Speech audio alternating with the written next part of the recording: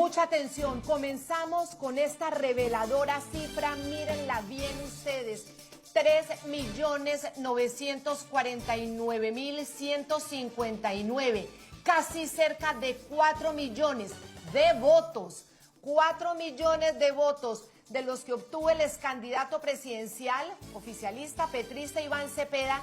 Mucha atención, habrían sido producto del constreñimiento electoral de organizaciones criminales, es decir, como presunta consecuencia de el voto fusil, cuando los criminales obligan, empujan a la gente con amenazas, con miedo, con amenaza de muerte, de sangre, de llevarse a sus niños, el llamado voto fusil, en las zonas de injerencia de esas organizaciones narcocriminales. Aquí está esta impactante cifra que se desprende de un exhaustivo análisis conocido en exclusiva por el programa La Noche, un análisis de la Fundación Misión Colombia Transparente. Esta cifra, los casi 4 millones de votos, representa el 31.07% del total de los 12.708.712 votos que logró el candidato del presidente Gustavo Petro en los comicios presidenciales del 21 de junio, el candidato Iván Cepeda, en los que fue derrotado por Abelardo de la Espriella. Y mucha atención, de esos casi 4 millones de votos corresponden a una atipicidad electoral detectada en 25.029 mesas instaladas en 5.654 puestos de votación de 520 municipios de todo el territorio nacional. Aquí ven ustedes, mírenlo a la izquierda de la pantalla, las zonas, municipios que tienen un factor denominador, están ubicados en territorios cocaleros de minería ilegal y bajo control de grupos criminales. Departamentos como Nariño, Cauca, Chocó, Putumayo, Caquetá y la región del Catatumbo, en norte de Santander, fronteriza con Venezuela, donde a ese lado de la frontera, auspiciados por la tiranía venezolana, están la llamada autodenominada Nueva Marquetalia o Narcotalia de Iván Márquez y el ELN. El ELN que explota ilegalmente el oro venezolano en el arco minero. Mucha atención, casi 4 millones de votos, volvámoslo a mostrar en la pantalla, casi 4 millones de votos corresponderían a votos atípicos, a votación con atipicidad. Vamos a ver, mucha atención, en la noticia, el programa La Noche tuvo acceso en exclusiva a lo que van a ver enseguida.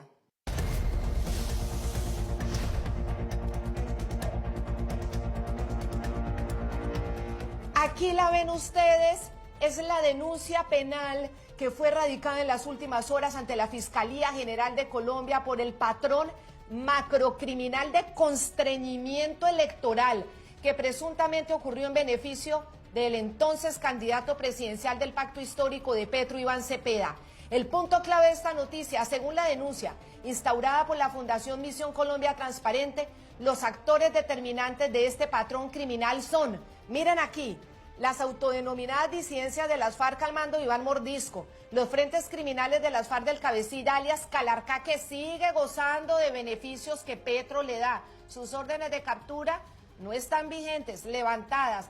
La segunda Marquetalia o Narcotalia, como la conocemos, de Iván Márquez en Venezuela, incluyendo a los comandos de frontera con Venezuela y la coordinadora guerrillera del criminal Walter Mendoza, al igual que el Clan del Golfo y la organización terrorista ELN. Esta acusación ya fue interpuesta directamente contra estas organizaciones criminales, pero también, ojo, contra el excandidato Iván Cepeda como presunto beneficiario del constreñimiento electoral.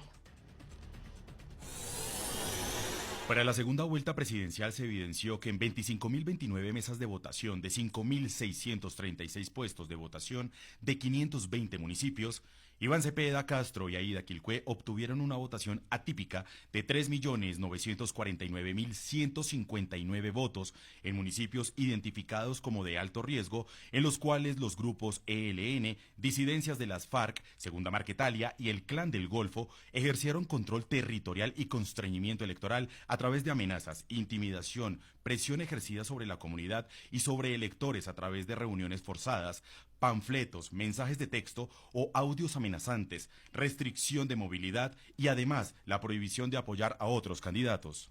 Don Sergio Alzate, abogado, director de la Misión Colombia Transparente, una de las personas y de las misiones que presentaron denuncia penal en la Fiscalía contra los grupos armados criminales por constreñimiento. Abogado Sergio Alzate, gracias por estar con nosotros. Bienvenido. Muy buenas tardes, muchas gracias por la invitación.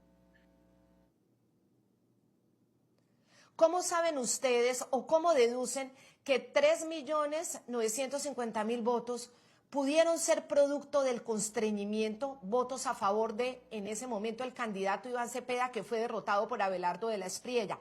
¿Cómo hacen ustedes esa matemática? Bueno, lo que se hizo, Claudia, y para ti, para todos los personas que nos acompañan, lo que hicimos fue un análisis de la votación de Iván Cepeda donde tuvo atipicidad. Entonces se miró la atipicidad en 4 formas: de 70 a 80% de votación por mesas, de 80 a 90% de votación por mesas, de 90 a 99% y del 100% de las mesas, que fue la que hubo mucho ruido al inicio de la jornada electoral.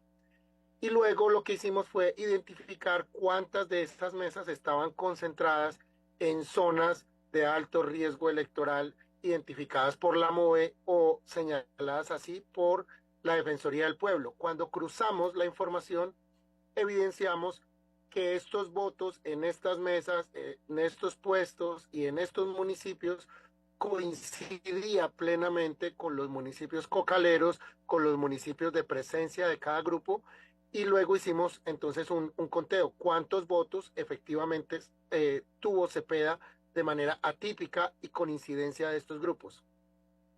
Bien, ahora estamos hablando del 30%, casi 4 millones de votos son el 30% del total de la votación que tuvo el candidato Iván Cepeda.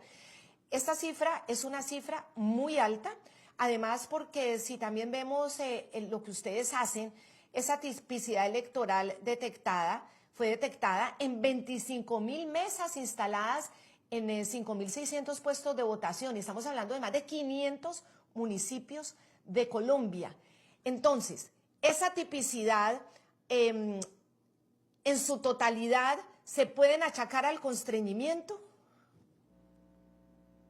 Claro que sí, o sea, lo que hemos estado cruzando en información es que un municipio completo no puede ser constreñido, pero algunos puestos de un municipio sí pueden ser afectados por constreñimiento. ¿Por qué hablamos de patrón macrocriminal? Porque el patrón no requiere la individualidad de que en cada puesto llevemos y evidenciemos que una persona fue obligada a votar por Iván Cepeda o que se le prohibió votar por Abelardo de la Espriella, sino que el constreñimiento se ejerció de manera masiva y en distintas formas que llevaron a las personas a mejor no votar o votar por Iván Cepeda y no votar por Abelardo. Entonces, eso se identificaron todas estas situaciones como amenazas, desplazamientos, carnetización, otro tipo de citaciones, ya mensajes que se le enviaron a personas claves como las acciones comunales en algunos de esos municipios, y evidenciamos que estas citaciones, estas amenazas y todo esto en conjunto representaban para esas comunidades en esos puestos de votación específico una incidencia en su voluntad de votar, de participar en las elecciones. Permítame, abogado Sergio Alzate, también saludo a Andrés Felipe Guri Rodríguez, concejal de Medellín, del partido principal, partido opositor al gobierno de Gustavo Petro, el Centro Democrático, y otra de las personas que ha interpuesto esta denuncia, concejal Andrés Felipe Rodríguez. Gracias por acompañarme aquí en el programa La Noche. ¿Y por qué esta denuncia no solamente contra las organizaciones criminales que hacen presencia en esos 5.600 municipios que ustedes vieron la tipicidad de ese 30% que correspondería a la votación de Iván Cepeda, sino que también la denuncia es contra Iván Cepeda, contra el candidato aparentemente, supuestamente beneficiado de resultar que coincida la denuncia con lo que ahí pasó? Bueno, buenas noches a ti, Claudia. Gracias por invitarnos, por darnos este espacio para mostrarle a la ciudadanía. Nosotros hemos hecho un trabajo muy juicioso durante muchos años inclusive en la anterior elección de Gustavo Petro, donde vimos atipicidades que no fuimos en ese momento capaz de demostrar, pero que ahora ya como tenemos más experiencia y de la mano del abogado Sergio podemos tener inclusive mayor alcance, nos hemos dado cuenta de todo lo de todos estos años. Lamentablemente para el pacto histórico en esta ocasión no les funcionó la estrategia, aunque hayan movido la máquina de una manera distinta, mayores recursos, con todo el peso del Estado y los recursos del Estado.